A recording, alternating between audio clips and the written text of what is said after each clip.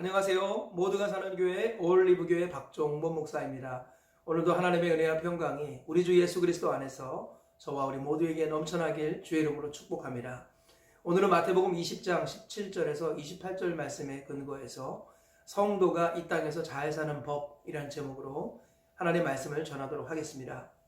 예수님께서 예루살렘에 입성하십니다. 마지막 십자가를 지기 위해서 예루살렘에 입성하셔서 일어난 일들이 오늘 본문의 이야기입니다. 실제적으로 이번 금요일이 고난주간의 절정인 예수님께서 십자가에 못 박혀 죽으시는 날이지요. 그리고 이번 주일이 예수님께서 부활하신 부활절, 부활주일입니다.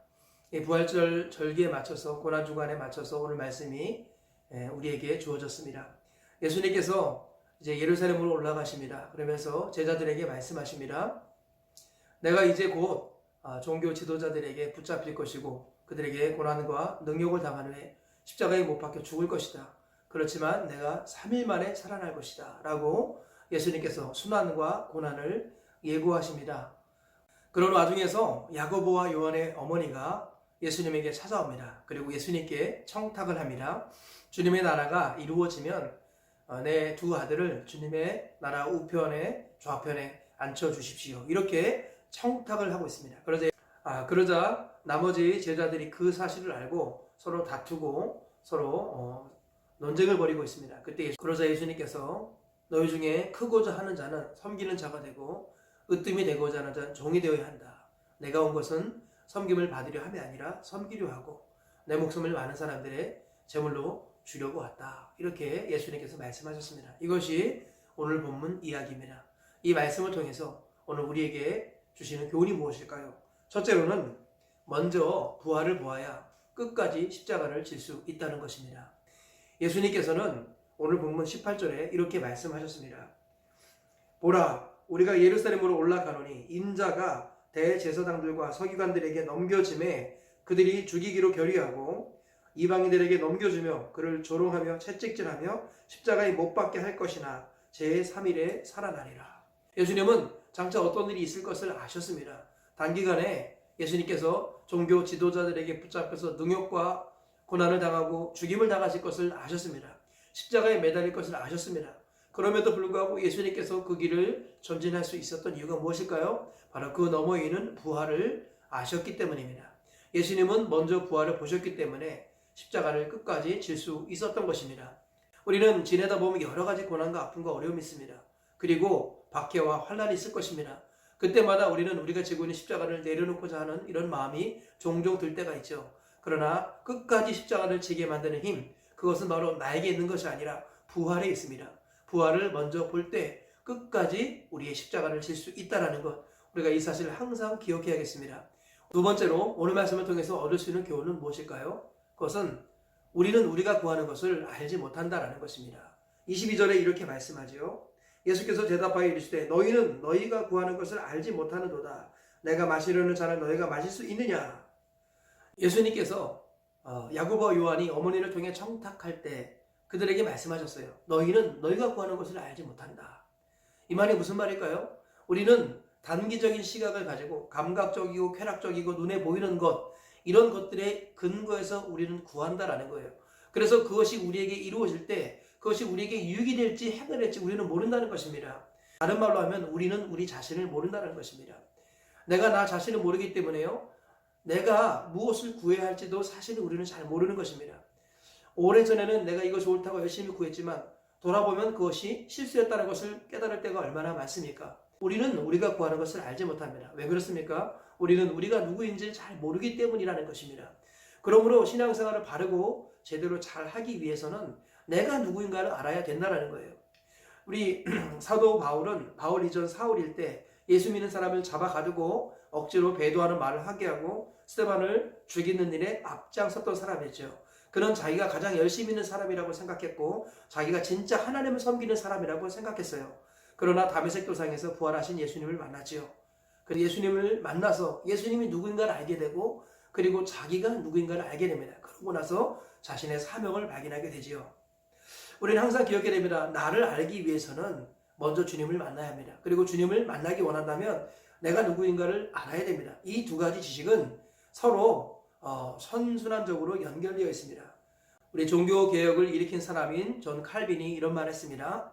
나를 알지 못하고서는 하나님을 알 수 없고 하나님을 알지 못하고서는 나를 알 수 없다. 이렇게 말을 했습니다. 우리가 정말 하나님을 알기 원한다면 나를 바르게 알아야 될 것이고 나를 바르게 알기 원한다면 하나님을 알아야 된다는 것입니다. 우리는 환경과 상황으로 기뻐하고 슬퍼하는 것이 아니라 우리와 함께 하시는 예수님 때문에 기뻐하고 슬퍼하는 것입니다. 우리는 우리가 구하는 것, 추구하는 것, 이것을 잘 알 수 없는 연약한 인생이라는 것을 항상 인식해야 합니다. 그래서 너희는 이 세대를 본받지 말고 오직 마음을 새롭게 함으로 변화를 받아 하나님의 선하시고 기뻐하시고 온전한 뜻이 무엇인지 분별하도록 하라. 주님이 그렇게 바울을 통해 말씀하셨죠. 하나님의 뜻을 분별하는 게 가장 중요한 것입니다. 그래서 내가 무엇을 원하는가, 내가 무엇을 기뻐하는가, 여기에 초점을 맞추고 여기에 근거해서 구할 때 우리는 실수할 수 있다는 거예요.